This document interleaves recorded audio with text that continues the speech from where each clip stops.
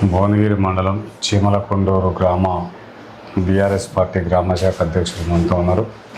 ఇక్కడ BRS party గ్రామ శాఖగా ఎప్పటి నుంచి పనిచేస్తున్నారు, ఆ పార్టీకి ఎలాంటి సేవలు అందిస్తున్నారు, తర్వాత గ్రామ ప్రజలకు కూడా ఎలాంటి సేవలు అందిస్తున్నారో వారిని అడిగి తెలుసుకునే ప్రయత్నం చేద్దాం. నమస్తే సార్. నమస్కారం సార్, ఎట్లా ఉంది ఇక్కడ? మీరు ఎప్పటి నుంచి చేస్తున్నారు పార్టీలో? మీకు పార్టీ మిమ్మల్ని నియమించిన కాడ నుంచి ఇప్పటి వరకు మీరు చేసే సేవలు ఏంటి సార్? సార్ ముందుగా మీకు నమస్కారం సార్. నా పేరు నల్లమాస రాజుగౌడు.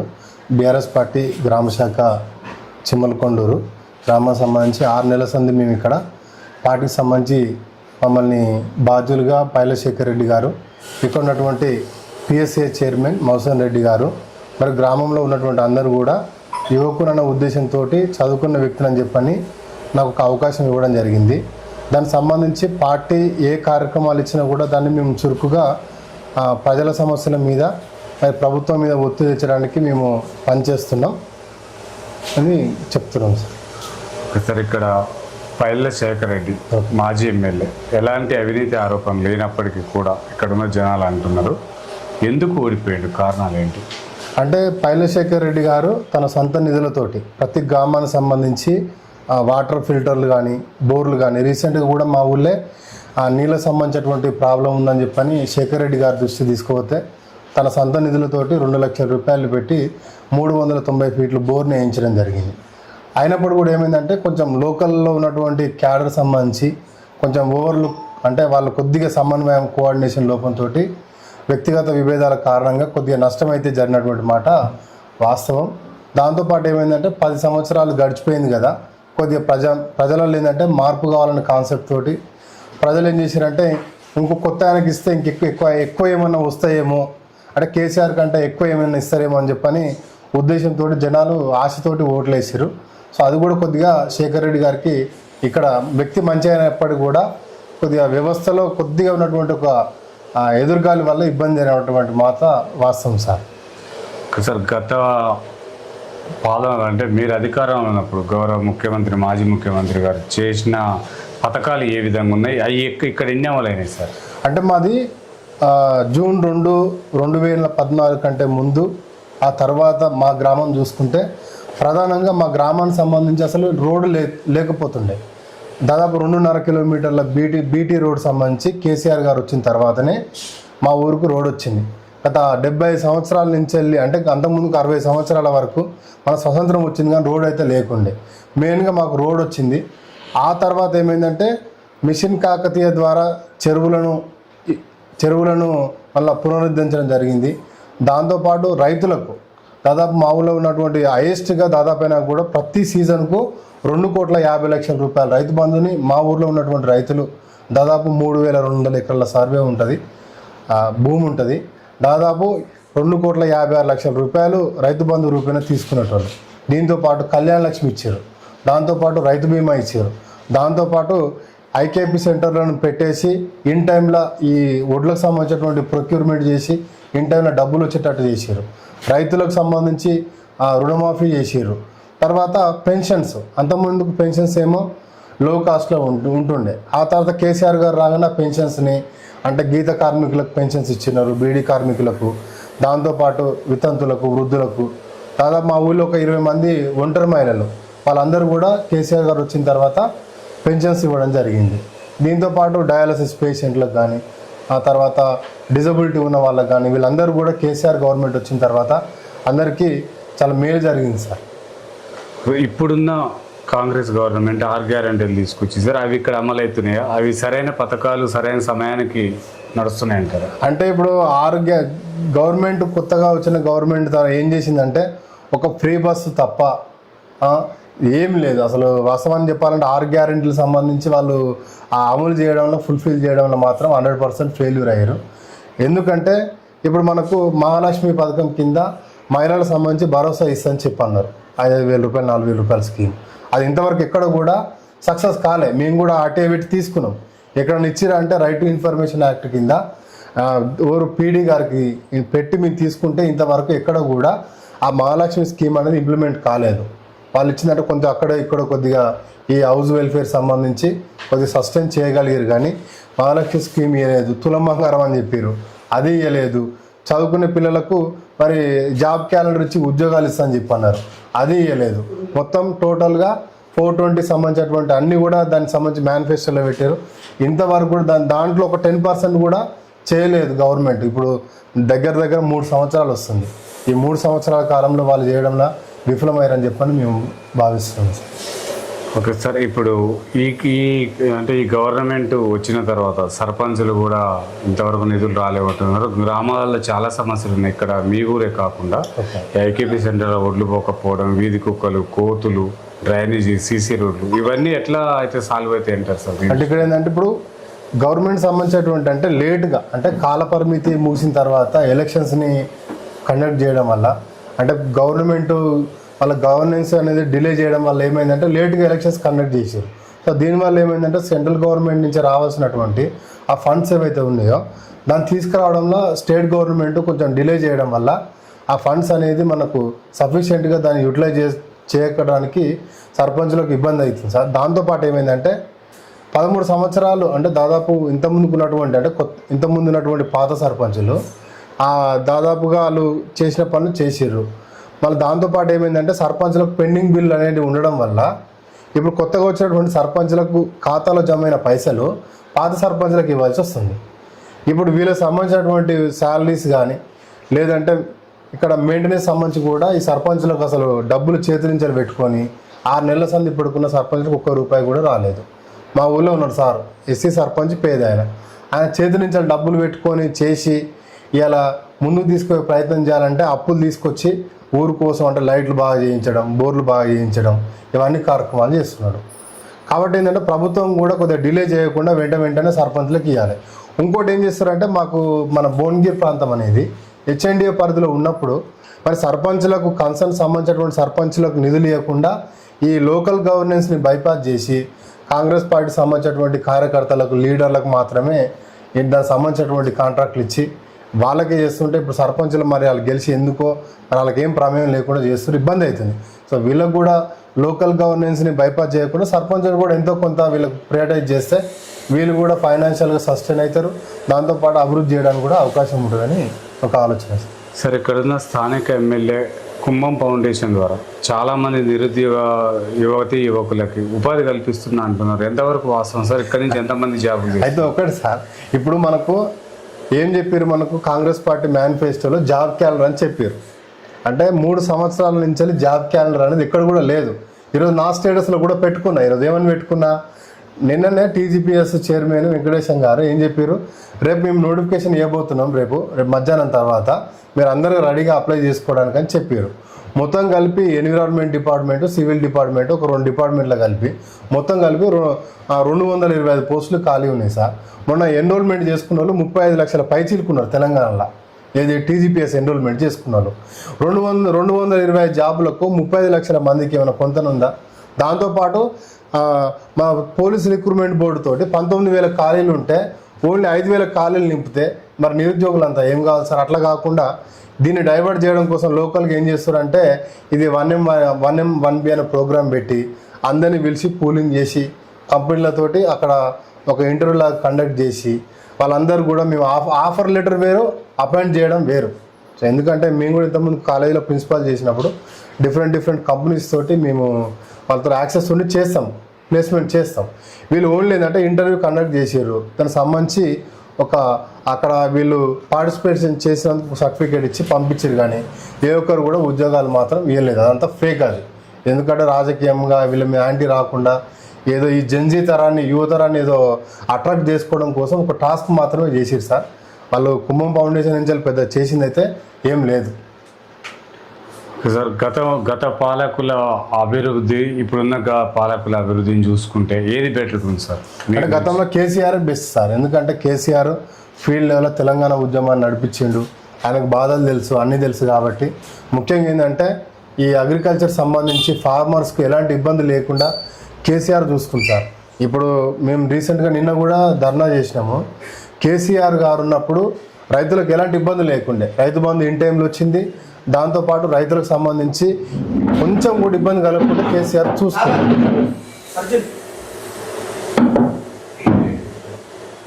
సార్ అంటే ఇప్పుడు సార్ మీరు అధికారంలో ఉన్నప్పుడు నిరుద్యోగ యువతకు ఎట్లాంటి ఉపాధి కల్పించారు, ఇప్పుడు ఉన్నోళ్ళు ఎట్లా ఉపాధి కల్పిస్తున్నారు? అంటే గతంలో ఇక్కడ మా భువనగిరి ప్రాంతంలో నిరుద్యోగులకు సంబంధించినటువంటి పైలశేఖర్ రెడ్డి గారు ఏం చేశారంటే సార్, దాదాపు ఒక 2000 మంది విద్యార్థులకు ఆయన సొంత నిధులతోటి విద్యార్థులకు అందరూ కూడా పోలీస్ సంబంధించినటువంటి కోచింగ్ ఇప్పించారు.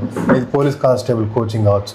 దాంతోపాటు ఇక్కడ ఉన్నటువంటి ఫార్మా కంపెనీలు కానీ, లేకుంటే ఇక్కడ ఏజే కంపెనీ కానీ, టోల్గేట్ కానీ, డిఫరెంట్ కంపెనీలలో కాంట్రాక్ట్ అవుట్సోర్సింగ్ ఉంటే ఆయన జాబులు పెట్టించింది. దాంతోపాటు ఏమైందంటే ఇంకొకటి సార్, తెలంగాణ కేసీఆర్ ఉన్నప్పుడు 2 సార్లు పోలీస్ నోటిఫికేషన్స్ వచ్చినాయి.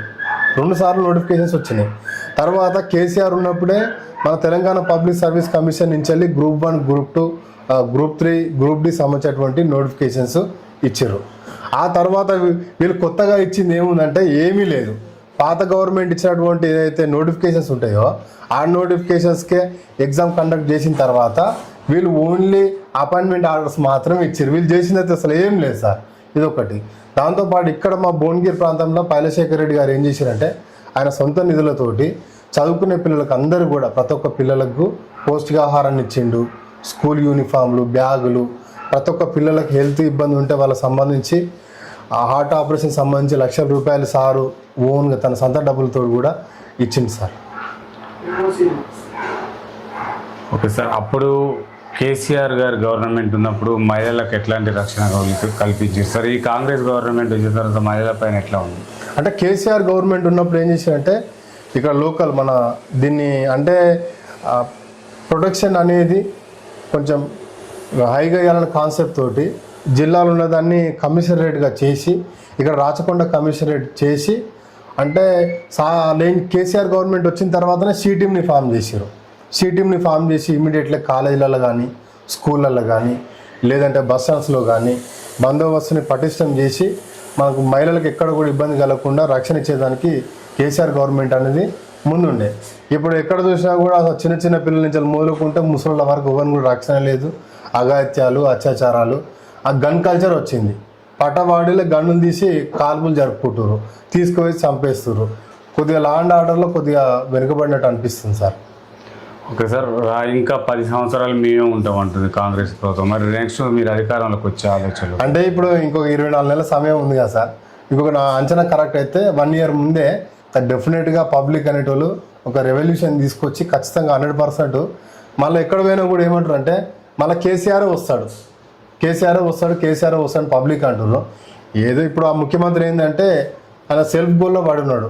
ఎందుకంటే ఈ మాత్రం అనుకుంటే నన్ను ఏదో పీకేస్తారనే కాన్సెప్ట్ తోటి ఆయన ఆలోచన ఉంది. కానీ డెఫినెట్గా ఖచ్చితంగా మళ్ళీ కేసీఆర్ సార్ రావాలి, తెలంగాణ ప్రజల బతుకులు మారాలంటే కేసీఆర్ గారు కావాలని అందరు చాలా బలంగా కోరుకుంటారు సార్. మీరు కేసీఆర్ కావాలనుకుంటున్నారు, చాలామంది అదే పార్టీకి సంబంధించిన వాళ్ళ కూతురు కవిత కావాలనుకుంటున్నారు. మరి కవిత ముఖ్యమంత్రి ఏదంటారు? అంటే కవిత ముఖ్యమంత్రి అంత క్యాపబిలిటీ లేదు సార్. ఎందుకంటే కేసీఆర్ సార్ బిడ్డగానే ఆమె తెలంగాణ ప్రజలకు పరిచయం అయింది సార్. ఆమె బతుకమ్మ పండుగ పెట్టి మన కల్చర్ని, మన సాంప్రదాయాన్ని ఇంట్రడ్యూస్ చేసారు, దాన్ని కాదంటలేము. కానీ ఒక కేసీఆర్కు, కవితకు, ఇప్పుడున్నటువంటి కాంగ్రెస్కు చూస్తే సార్ కవిత ఏమనుకుంటుందంటే నేను ముఖ్యమంత్రి కావాలని ఆశ ఉండొచ్చు, తప్పులేదు. కానీ దానికి సంబంధించినటువంటి వాళ్ళ స్థాయిని కూడా కొంచెం అర్థం చేసుకోవాలి. ఆ కవిత గారు ముఖ్యమంత్రి అయ్యేంత క్యాపబిలిటీ లేదని చెప్పని మా సెల్ఫ్ ఒపీనియన్. మరి బీఆర్ఎస్ పార్టీకి దెబ్బ పడుతుంది కవిత పార్టీతో? అంటే బీఆర్ఎస్ పార్టీ అనేది ఒక కవిత ఒక్కమే కాదు సార్, కవిత తెలంగాణలో పార్ట్. కానీ బీఆర్ఎస్ పార్టీ అనేది విలేజ్ లెవెల్లో అంటే ఒక రూట్ లెవెల్ నుంచి వెళ్ళి ఒక స్ట్రక్చర్గా అంటే ఫస్ట్ నుంచి వెళ్ళి సెకండ్ థర్డ్ స్ట్రక్చర్ లెవెల్లో ఇది బిల్డ్ అయినటువంటి ఒక పెద్ద చెట్టు. కాబట్టి దీన్ని బీట్ చేసే అంత లేకపోవచ్చు కవితకు. ఓకే సార్, ఇప్పుడు యువత మొత్తం కూడా మద్యానికి, డ్రగ్స్కు బానిసలు అవుతున్నారు సార్. తర్వాత ఈ ఫోన్ బెట్టింగ్లకు కూడా చాలా ఇబ్బంది అవుతుంది. అట్లాంటివి కాకుండా ఒక యువ నాయకుడిగా వాళ్ళకి మీరు ఎలాంటి సలహా సూచనలు ఇస్తున్నారు సార్? అంటే ఏంటంటే ఒక్కరు కూడా యువకులకు ఏంటంటే ముందు మన కుటుంబం ముఖ్యం. మన తల్లిదండ్రులు మనం ఆశలు పెట్టుకుంటారు. ఈ గంజాయి కానీ, డ్రగ్స్ కానీ, బెట్టింగ్ కానీ దాని జోలికి పోవద్దు. దాని జోలికి పోతే ఏమైందంటే మనిషిని ఆలోచన బలంగా ఉన్నప్పుడే మనం బలమైనటువంటి ఒక కుటుంబాన్ని నిర్మించగలుగుతాం. ఆ వ్యసనాల బారిన పడి అనవసరంగా మీ ప్రాణాలను మీరు తెచ్చుకోవద్దు. దయచేసి ఎవరు కూడా బెట్టింగ్ కానీ, లేదంటే గంజాయి కానీ, లేక డ్రగ్స్ కానీ తీసుకొని మీ ఆరోగ్యాలు పాడు చేసుకోవద్దు. ఎందుకంటే మీ తల్లిదండ్రులు, మీ కుటుంబం అంతా మీ మీదనే ఆధారపడి ఉంటుంది. కాబట్టి వాడి జోలికి పోవద్దని చెప్పని మా తరఫున రిక్వెస్ట్ చేస్తున్నాం సార్. సార్, ఇక్కడ విద్యార్థులు మొత్తం కూడా ప్రభుత్వ పాఠశాలలు వదిలేసి ప్రైవేట్ పాఠశాలకు బాగా పోతున్నారు తెలుస్తుంది సార్. ఇక్కడ బస్సులు చాలా పోతున్నాయంట, ఊరికి 4-5 బస్సులు వస్తున్నాయి అంటున్నారు. మరి అలా కాకుండా ప్రభుత్వ పాఠశాలలు చదివే విధంగా మీరు వాళ్ళకి సలహా చూసి తల్లిదండ్రులకు కానీ విద్యార్థులు అంటే ఒకటిసారి ఇక్కడ ప్రభుత్వ పాఠశాల సంబంధించి ఏంటిది ప్రైవేట్కు డిఫరెంట్ ఏంటిదంటే, ప్రభుత్వ పాఠశాలలో దాదాపు 1 లక్షల మంది పోటీ పడితే ఎంపికైనటువంటి ఉత్తమమైనటువంటి అధ్యాపకులు ఉంటారు. బోధన అనేది పరిపూర్ణం కావాలంటే, మంచి అభ్యాసం జరగాలంటే ప్రభుత్వ పాఠశాలలే బెస్ట్. కానీ ఏంటంటే వీళ్ళు కొంచెం జాప్యం చేయడం, అలసత్వం ఉండడం వల్ల నమ్మతలేరు పబ్లిక్. నేను అడ్వకేట్ని, అయినా కూడా మా పిల్లల్ని ఇక్కడనే స్కూల్లో చేర్పించాను. నేను చేర్పించిన తర్వాత స్ట్రెంత్ని మేము 60+ అయింది. ఆ తర్వాత ఏమైందంటే టోటల్గా లాస్ట్ ఈ గవర్నమెంట్ ఏం చేసిందంటే, అక్కడ ఉన్నటువంటి పేరెంట్స్ సంబంధించినటువంటి ఒక మానిటరింగ్ కమిటీ మేనేజ్మెంట్కి ఇవ్వకుండా అదర్ దెన్ పేరెంట్స్ని తీసుకొచ్చి అక్కడ చైర్మన్ చేయడం వల్ల ఏమవుతుందంటే, వాళ్ళు ప్రాపర్గా ఇనిషియేట్ చేస్తలేరు, వాళ్ళకి ఇంట్రెస్ట్ లేకపోవడము, దానివల్ల డిలే అవుతుంది. ఇంకోటి ఏంటంటే, ప్రైవేట్ స్కూల్ పోతే పేరెంట్ ఏంటంటే కొంచెం ప్రెస్టేజ్గా ఫీల్ అవుతున్నాడు. సో అంటే పేరెంట్ కూడా ఆలోచించాల్సింది ఏంటంటే, ప్రభుత్వ పాఠశాలలనే నాణ్యమైనటువంటి విద్య దొరుకుతున్నమాట వాస్తవం సార్. అది ఎక్కడైనా కానీ పేరెంట్స్ కూడా ఆలోచించి మా ఊరు సంబంధించినటువంటి పేరెంట్స్ని కూడా మేము గైడ్ చేసి ఇక్కడ చేర్పించి ఏర్పాటు చేస్తాం సార్. సార్ నెక్స్ట్ వచ్చే ముఖ్యమంత్రి రెడ్డి కాకుండా బీసీ అంటున్నారు. బీసీ వాదం ముందర వెళ్తున్నారు. నిజంగా బీసీలు పరిపాలిస్తారంటారు తెలంగాణ? అంటే బీసీలో పరిపాలించేటువంటి నాలెడ్జ్ ఉంది, శక్తి ఉంది, అన్నీ ఉంది, కానీ ఐకమత్యం లేదు సార్. సో అది బీసీ కులాలకు సంబంధించినటువంటి దాదాపు ఇప్పుడు మనం బీసీ సంబంధించినటువంటి పాపులేషన్ చూసినాం. మొన్న ముదిరాజులు ఉన్నారు హైయెస్ట్గా, గౌడ్స్ ఉన్నారు, యాదవ్ ఉన్నారు. ఈ సెన్సెస్ చూస్తే వీళ్ళందరూ ఒక్కటైతే రాజ్యాధికారం రావడం పెద్ద కష్టమేం కాదు. కానీ అంటే మన దాంట్లో మనకంటే బీసీలో మన దాంట్లో ఏంటంటే ఒకటి ఎదిగితే ఇంకోటి ఓరలేని తనం. వీళ్ళందరూ ఎప్పుడైతే ఐకమత్యం అవుతుందో అప్పుడే వస్తుంది.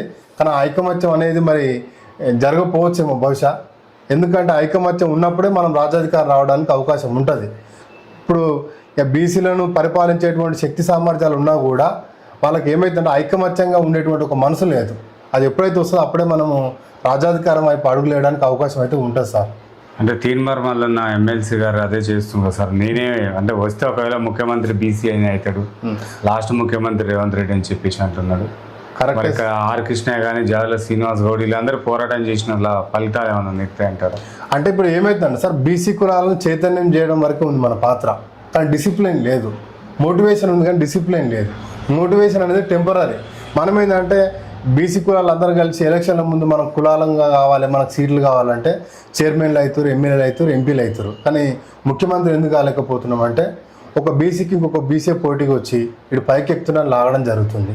సరే, ఆర్ కృష్ణయ్య గారు విద్యార్థులకు సంబంధించి సమస్యల మీద బీసీ గలాన్ని బలంగా వినిపించి ఇలా మనకు ఒక పెద్ద దిక్కున్నాడు. జాజుల శ్రీనివాస్ గౌడ్ గారు కూడా బీసీల సమస్యల మీద స్పందిస్తున్నారు. దాంతోపాటు మల్లన్న గారు కూడా బీసీలకు సంబంధించినటువంటి ప్రతి ఒక్క అంశం మీద ఎవరికి ఇబ్బంది అయినా కూడా మాట్లాడుతారు. వీళ్ళందరికీ బీసీల తరఫున కూడా మేము కృతజ్ఞతలు తెలుపుతున్నాం.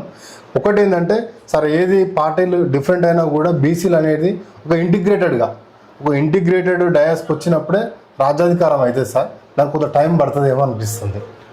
ఓకే సార్, ఇక్కడ రాష్ట్ర ప్రభుత్వం, కేంద్ర ప్రభుత్వాలు మొత్తాలు కూడా ఉచితాలు బాగా ఇస్తున్నారు. ఆ ఉచితాల పైన మీ అభిప్రాయం ఏంటి సార్? అంటే ఉచితాలు అనేది ఎక్కువ ఇవ్వదు సార్, అవసరం లేదు. ఎందుకంటే ఈ ఉచితాలు ఎప్పుడైతే ఇస్తున్నారో జనాలను సోమరిపోతులుగా తయారు చేస్తున్నారు.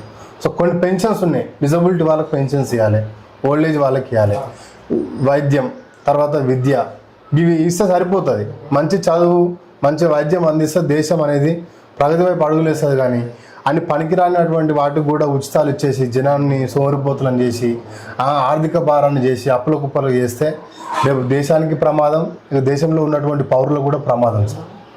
సార్ మీరు గ్రామ శాఖతోటే తృప్తి పడతారా? ఇంకా అంటే ఒకటి సార్, నా డ్రీమ్ ఏముందంటే, మా బాబు పొలిటికల్ లీడర్, మా బాబు 30 సంవత్సరాలు రాజకీయం చేసిండు, మాధవరెడ్డి, నరసింహులు వీళ్ళతోటి డైరెక్ట్గా యాక్సెస్ అయ్యిండు. సో మేము కూడా ఏంటంటే చదువుకున్న వాళ్ళం ఏమైందంటే సమాజానికి ఎంతో కొంత చేయాలి, మన జ్ఞానం ఉంది, మన జ్ఞానం అనేది సమాజానికి ఉపయోగపడాలి. నేను కూడా ఇంతకుముందుకు ఎస్ఐ రాసిన, గ్రూప్ 2 రాసిన సార్, దగ్గరలో పోయింది. ఇప్పుడు అడ్వకేట్ చేస్తున్నా, అయిపోయింది. నెక్స్ట్ LLM క్రిమినల్ లా చేస్తున్నా సార్. సో ఏంటంటే నేను అడ్వకేట్గా చేసుకుంటూ ఖచ్చితంగా ఎన్నడున్నా కూడా నేను భువనగిరి సంబంధించి ఏదో ఒక అసెంబ్లీలో మాత్రం ఖచ్చితంగా ఇంకా 10 ఏళ్ళక 20 ఏళ్ళక 30 ఏళ్ళ కానీ మొత్తం మీద ఏదో ఒక రోజు అయితే గొప్ప నాయకుడు కావాలనేది నా ఆలోచన సార్. మీరు ఎలాంటి రాజకీయం కావాలని కోరుకుంటున్నారు సార్ మీరు ఒకవేళ వస్తే? అంటే మనం ప్రజలకు మంచి చేయాలి అంతే.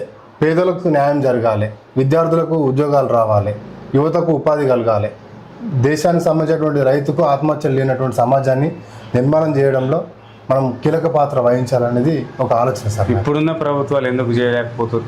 అంటే వాళ్ళకి సంబంధించినటువంటి ఏంటంటే వాళ్ళు ఎంతసేపటికి సీట్లను కాపాడుకోవడము, స్వార్థము, బంధుప్రీతి ఇవన్నీ ఎక్కువ ఉన్నాయి. వాళ్ళకి సంబంధించినటువంటి సెల్ఫ్ పాలసీల మీదనే వాళ్ళు ఫోకస్ చేస్తున్నారు, కానీ ఈ సొసైటీకి సంబంధించి వాళ్ళకు ఒక బెస్ట్ ఐడియాలజీ అయితే ఏం లేదు వాళ్ళకు. సార్ మీరు ఏం చెప్పాలనుకుంటున్నారు? మరి మీ గ్రామ ప్రజలకు ఏం చెప్పాలనుకుంటున్నారు? మా గ్రామ ప్రజలు కూడా ఒక్కడే చెప్తున్నాం సార్, ఎందుకంటే మా గ్రామంలో మద్యపానం అనేది ఎక్కువ స్వీకరిస్తున్నారు. మద్యపానానికి, బెట్టింగ్కు, డ్రగ్స్, గంజాయికి యువకులంతా దూరంగా ఉండి అందరు ఐకమత్యంతో ఒక మంచి ఆరోగ్యకరమైనటువంటి చీమలకొండూరుని మనం నిర్మించుకోవాలి. తెలంగాణ రాష్ట్రంలోనే కాదు దేశంలోనే ఆరోగ్యవంతమైనటువంటి చీమలకొండూరుని మనం నిర్మాణించుకోవాలని చెప్పని, దీనికి అందరి సహకారం ఉండాలని చెప్పని మనస్ఫూర్తిగా కోరుకుంటున్నాం sir. Correct, thank you sir. చూస్తున్నానండి మీ తెలుగు మరో వ్యక్తితో